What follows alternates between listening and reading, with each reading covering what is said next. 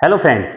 तो ये हमारे संविधान की क्लास 41 है और आज हम इस क्लास में भारत के महान्यायवादी जिसे अटॉर्नी जनरल ऑफ इंडिया भी कहते हैं उसके बारे में देखेंगे।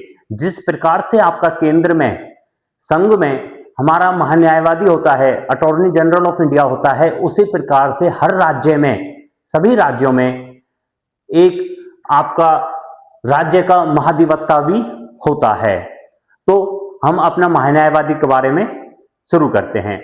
अनुच्छेद 76 आर्टिकल 76 के तहत ये प्रावधान है कि एक महान्यायवादी या अटॉर्नी जनरल ऑफ इंडिया होना चाहिए। आपका अटॉर्नी जनरल ऑफ इंडिया ये आपका केंद्र सरकार को, जो केंद्र में सरकार है उसको सलाह देने के लिए आपका महान्यायवादी होता है।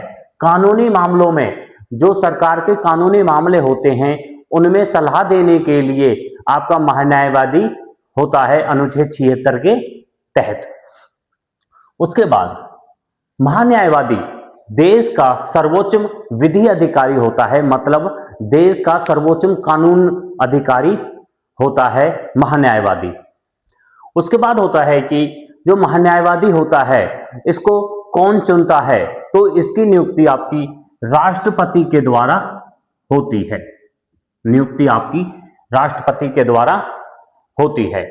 उसके बाद इसकी जो योग्यताएं होती हैं, योग्यताएं महान्यायवादी की योग्यताएं वही होती हैं जो इस सुप्रीम कोर्ट के महान्यायाधीश की होती हैं।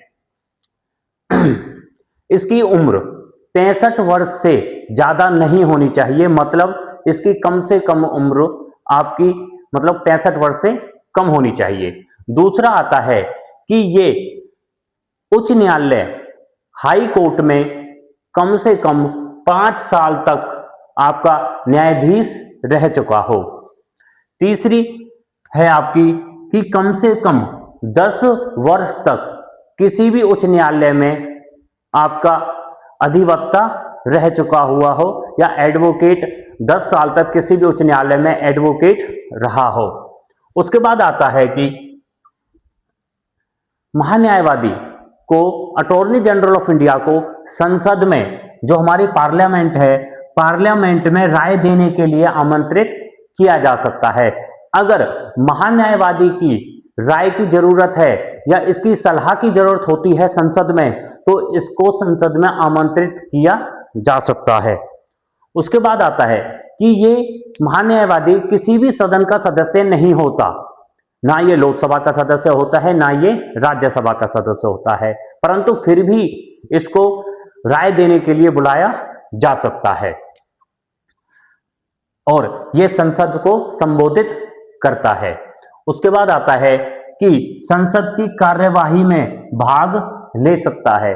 जो महान्यायवादी होता है वो आपका संसद की जो कार्यवाही चल रही है उसमें भाग ले सकता है, परंतु अनुच्छेद 88 आर्टिकल 88 के तहत इसको वोट देने का अधिकार नहीं है। सिर्फ ये संसद को संबोधित कर सकता है, उसमें अपना मत या अपनी वोट नहीं डाल सकता।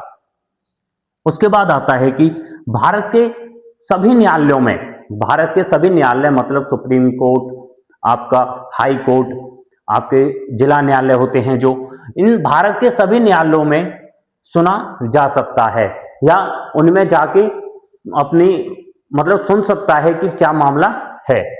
उसके बाद इसको हटाया किस प्रकार से जाता है, महान्यायवादी की नियुक्ति राष्ट्रपति के द्वारा होती है और इसे हटाया भी आपका राष्ट्रपति के द्वारा ही जाता है और यह राष्ट्रपति के प्रसादप्रत कार्य करता है, मतलब जब तक आपका राष्ट्रपति चाहता है तब तक ये अपने पद पर बना रहता है। आपका महान्यायवादी किसी भी सदन का सदस्य नहीं होता, परंतु यह संसद को संबोधित कर सकता है। इसको वोट डालने का अधिकार नहीं है अनुच्छेद 88 के तहत। उसके बाद आता है कि जो भारत का प्रथम आपका अटॉर्नी जनरल महान्यायवादी बना था वो था आपका मोतीलाल चिमनलाल। मोतीलाल चिमनलाल भारत का प्रथम महान्यायवादी बना था, जो आपका 1950 से 1963 के मध्य बना था।